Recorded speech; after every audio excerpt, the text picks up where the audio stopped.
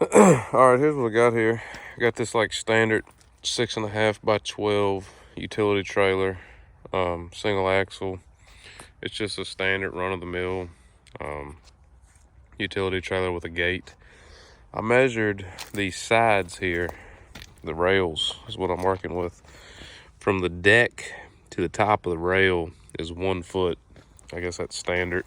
I was taking a load to the scrapyard today, and I bought this trailer new, and I was taking a load of metal to the scrapyard, and I noticed how inconvenient it was because I couldn't just throw them on the trailer. Like, things could slide out of the sides going down the road. I had to strap a bunch of shit down.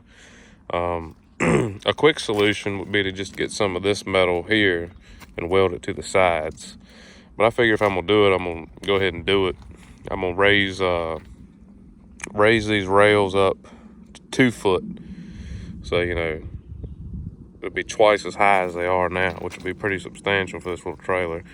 2 foot sides, and then I'm gonna put that, it's called expanded metal, the mesh shit, up against all the sides.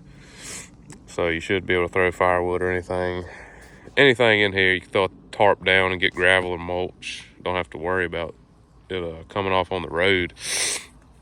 So what you're gonna need, I've never done this before. What you're gonna need, this mesh is called expanded metal. If you do this, you're gonna want to get it's called number 9 3/4 flat expanded metal. Number 9 is the thickness. It's relatively heavy duty. It's about the same as the gate. 3/4 is the gap, and flat is just, this is flat. It's not like overlapping how you'll see sometimes. So that's that. It comes in a 4 foot by 8 foot sheet or a 4 foot by 10 foot sheet. For a 6.5 by 12 trailer, you'll only need 2 of the 4 by 8 sheets. I got 2 of the 4 by 10s just in case. And you'll also need a stick of angle iron. This is 2-inch angle iron, 1/8 of an inch thickness. And that's just, I measured, what the rails of this trailer are made of. It's 2-inch by 2-inch. It's angle iron, so it's just called 2-inch angle. And then the thickness of it, I measured with calipers. It's 125 thousandths, 1/8 of an inch. All of that steel from our local steel yard was right at $200. A little bit under 200, like $190 for that. And the way I'm gonna do this is I'm just gonna take an angle grinder, and I'm gonna come here to each one of these posts, each one of these like little, this part, and I'm just gonna cut it here. I'm gonna cut that angle iron on all of the posts, and that'll basically allow me to take this whole top rail, the top of this whole rail off, and then I'll just have, the whole trailer worth of these posts sticking up with no top rail. And at that point, I'm gonna take this angle iron and I'm gonna cut it into 1 foot sections. And I'm gonna take those 1 foot sections and I'm gonna weld it on top of here, like that.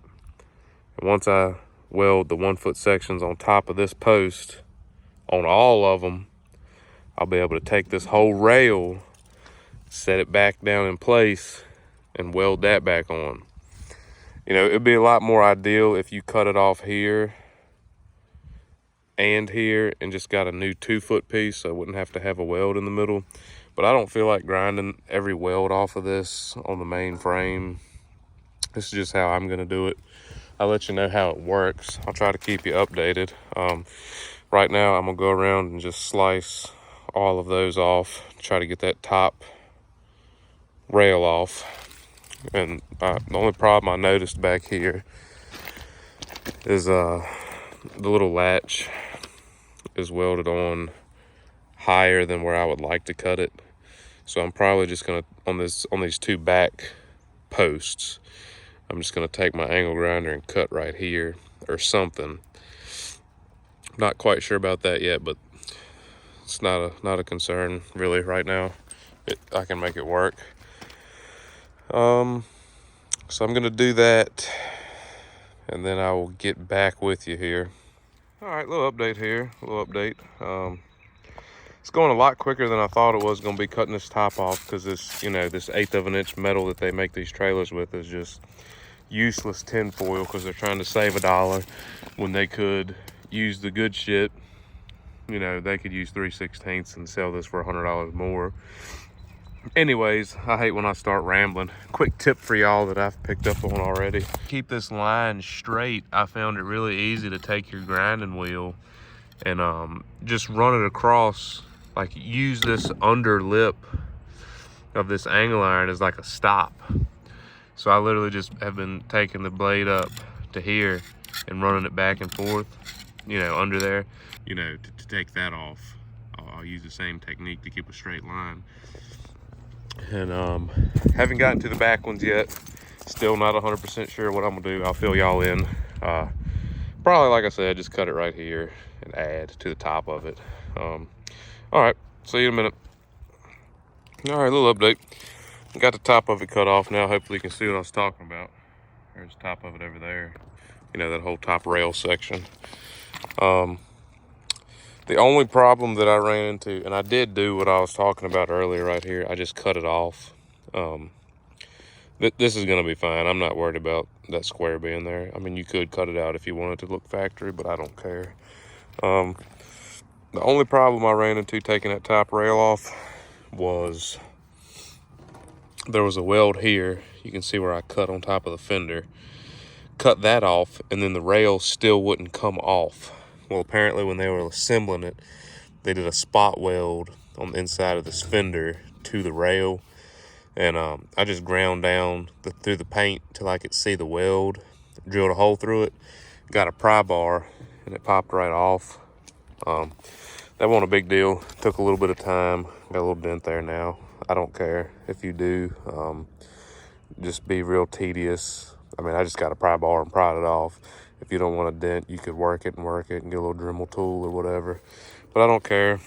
Got all these cut off and deburred. Show you a tip for deburring them.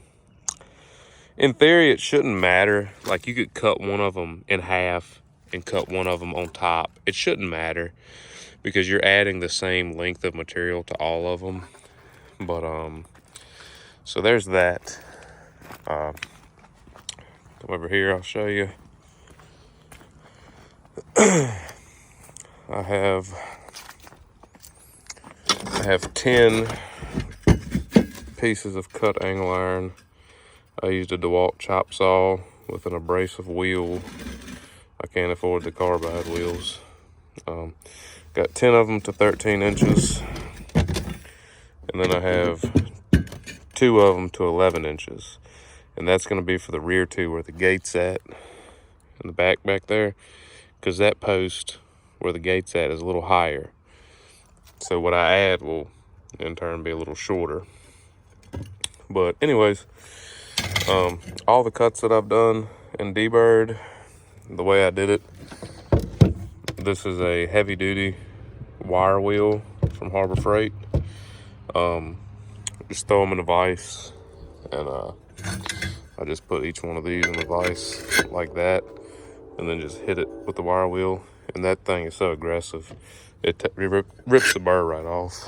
So, and I did the same thing with that wire wheel to the posts on the trailer, and this is the underneath of that rail. Just hit it with the wire wheel. I'll come back with a flap disc, and I'll sand with a flap disc on an angle grinder everywhere that I'm going to weld on this rail and everywhere that I'm going to weld on these posts. Shouldn't be a whole lot. Shouldn't be too time consuming, but sometimes this paint gets real gummy. I tried the wire wheel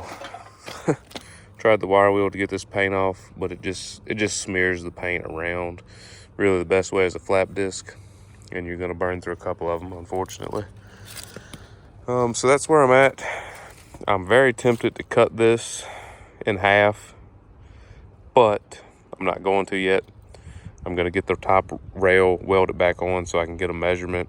Because I know if I do the math and, you know, if I cut that now with the math in mind of what the height will be of the new rail, it'll be wrong.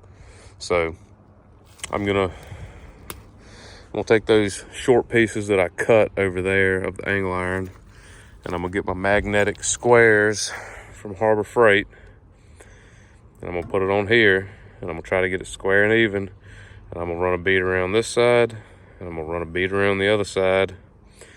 And I'm kind of peculiar, not too bad. I'll probably grind it off afterwards so it'll look seamless. I might not. I don't think it matters too much on the trailer, to be honest. That's where I'm at with it right now. I don't know how much time I'll have to work on it today left yet. I don't know if I have flap discs. That's the next step, I reckon. I'll look for some flap discs. If I don't have any, we'll run to town tonight when we get dinner and grab some. And then we'll continue tomorrow. But it'll all be instant for you guys. All right, I got the posts welded on, 13 inches taller. Everything's going smooth, nothing noteworthy. Get this top rail back on, tack it down, give you an update. All right, got the top rail welded back on. Fought me a little bit, far from perfect. You know, some of the angle irons got a twist in it or whatever. What I did have to do was I started here, I welded this one exactly flush, and then I welded the other corner at the front exactly flush. And then, you know, some of these posts were off as far as where the old angle iron was. Like, you could see where it was supposed to line up. Some of them are off quite a bit, and I'm chalking that up to when I welded the extension onto the post. It was at a slight angle, and that exaggerates over the 13-inch post if you're off a little bit. What I did to fix it was I got a ratchet strap, and I just hooked a strap around one of them and another one, cranked on it until it pulled it.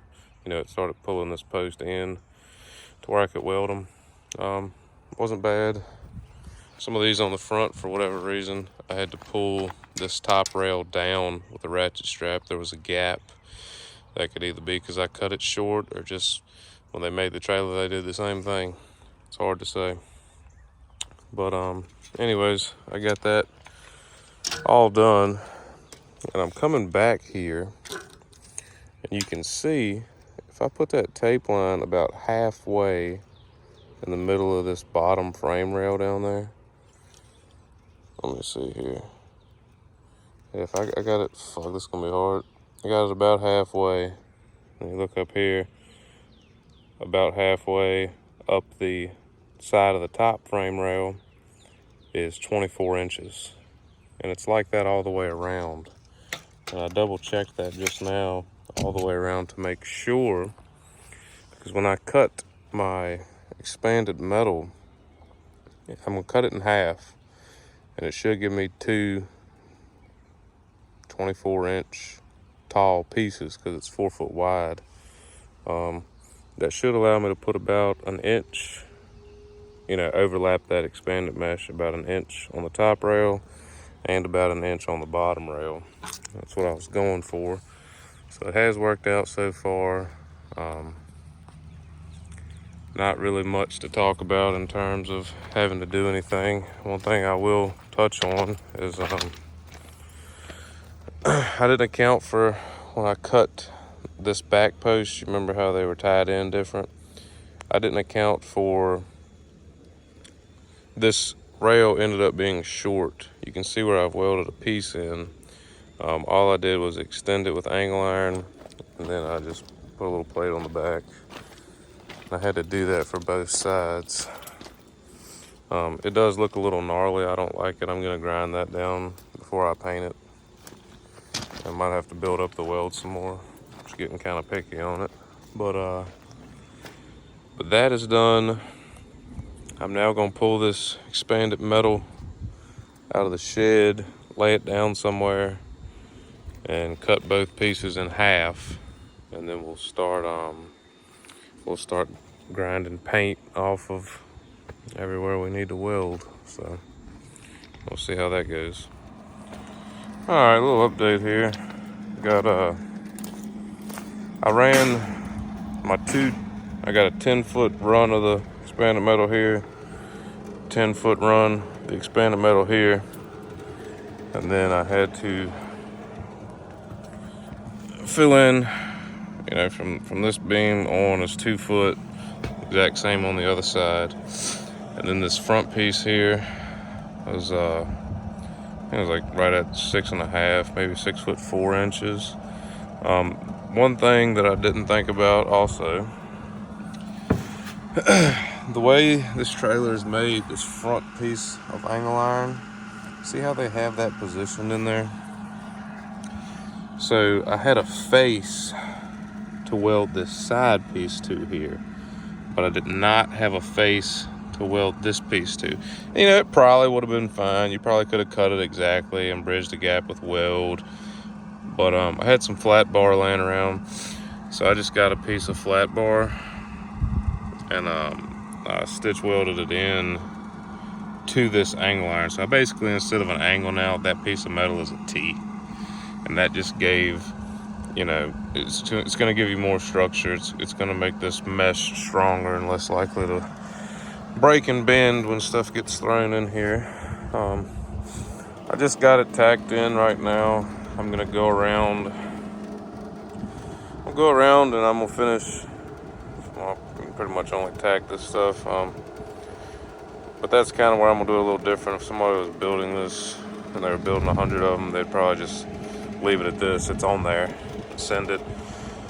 I'm gonna put a tack on each grate. Probably be a couple hundred of them. Shouldn't take long though. Only a couple seconds. One thing that I can not recommend you guys do, you know, to strip this paint down here, so I had some fresh metal to weld to, and to strip this paint up here. Up here, you could have got away with a flap disc. I was just impatient. Down there, you can't really get a flap disc in there, so I had the bright idea to use some paint stripper, and it kind of dripped everywhere, but it did nothing but cost me more time, because all I did was I went and I hit it with sandpaper where it had dripped, got the flakes off, and I got to paint this anyway, so I just touch up the paint on the frame.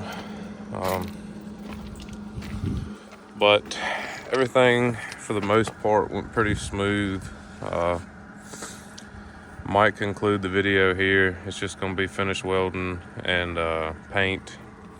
The only tools I used to cut, like this stuff right here, you can see the lines in the ground. I literally just laid it on the ground and used an angle grinder with a cut-off wheel. It went very quickly cutting that stuff.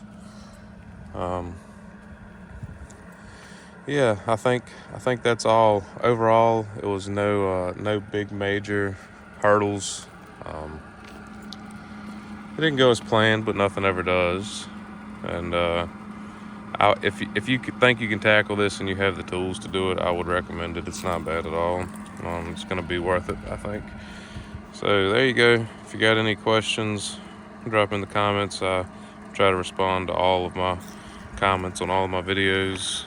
And all right, y'all take care.